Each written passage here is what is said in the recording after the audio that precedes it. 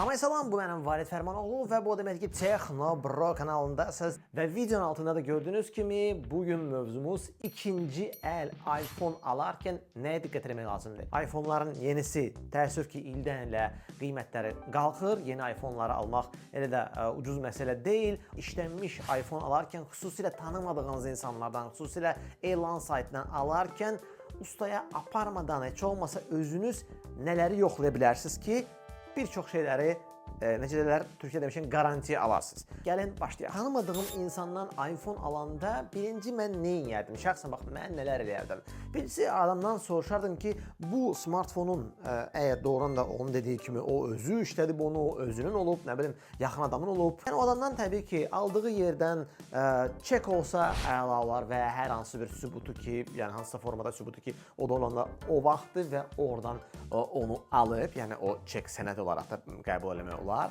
İkincisi, təbii ki, qutu və qutuda adətən yeni telefonlarda olan aksesuarlar. İndi Apple'da bu aksesuarlar ildən ilə azalır, amma hər halda salamat bir qutu, bir sözlə salamat qutu. USB-də belə baxanda üzdən ən azı belə xarici görkəmindən baxarsınız ki, bu aksesuarları doğrudan da orijinala oxşayır, yoxsa bu elə birbaşa giydirmə bir şeydir, 3-4 manata aldığı bir şeylərdir. Xarici görünüşdən ən azı bunları yoxlaya bilərsiniz. İkinci, onun sözləri reallıqla nə dərəcədə üst-üstə düşür, bunu yoxlamaq üçün əlbəttə ki, smartfonu Apple'ın rəsmi saytında yoxlamaq olar. Necə? Çox asandır, bəlkə də bilirsiniz, amma bilməyənlərə deyim. iPhone-un aktivasiya, yəni ilk dəfə işə salma, ilk dəfə nömrəni saldığınız, aktivasiya etdiyiniz bir vaxtı dərhal telefonu yadda saxlayır və bunu demək olar ki, silmək mümkün deyil. Ona görə də rəsmi saytda bu öz əksini tapır. Bunun üçün smartfonun menyusuna daxil olursunuz və cihaz haqqında məlumatlara girəndə görəcəksiniz ki, onun orada seriya nömrəsi var. Qutuda da tapa bilərsiniz, sonra qutu yoxdursa smartfonun özündən də onu götürə bilərsiniz. Eyni zamanda seriya nömrəsini rəsmi sayta daxil edəndə, bu orada bir bölümü var, siz görəcəksiniz ki, smartfon nə vaxt aktivləşdirilib və hətta hələ də onun bir illik zəmanəti bitib, yoxsa yox, orada hər şey yazılır. Bundan başqa smartfonunuzun batareya bölməsinə daxil olursunuz və onun akkumulyatorun sağlamlıq səviyyəsinə baxa bilərsiniz. Məsələn, çalışın ki, o çox aşağı olmasın. Hər halda müqayisə edən əgər insanın dediyi kimi bu yepyeni bir telefondursa, orada 100-dən bir balaca aşağı düşməlidir.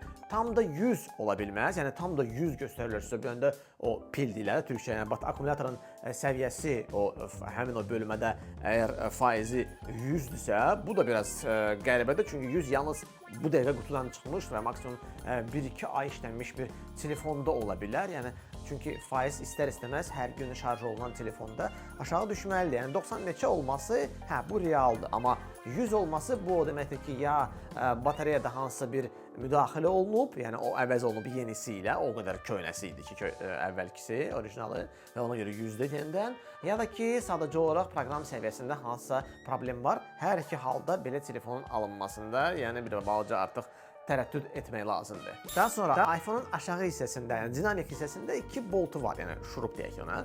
Onların da sağlamlığına baxın, yəni sırf xarici görkəmindən baxın ki, onlara müdaxilə olunanda adətən onların üstündə bir bazı cızıqlar peyda olur.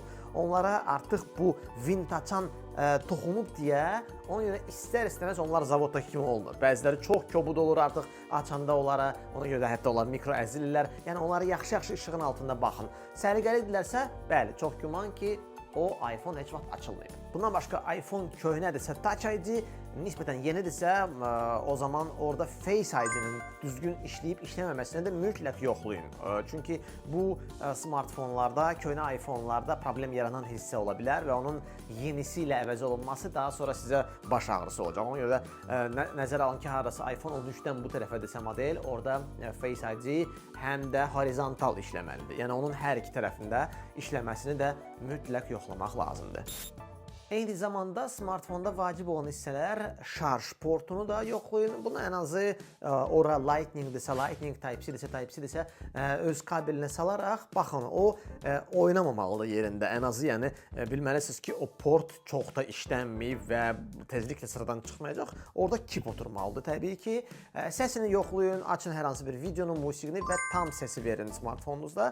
Tam səsi verən smartfonda və baxın ki, dinamik xırıldamasın. Çünki xırıldayırsa çox güman ki, hansısa problem var, bu da təbiidir və əksinə diktafonu da açın, mikrofonu yoxlamaq üçün ən azı diktafonu heç yerə zəng etməyə ehtiyac yoxdur. Diktafon bölməsini açırsınız və orada bir səs yazırsınız və daha sonra qulaq asırsınız, səs nə dərəcədə gəlir və onunla biləcəksiniz ki, mikrofon salamatdır, yoxsa yox.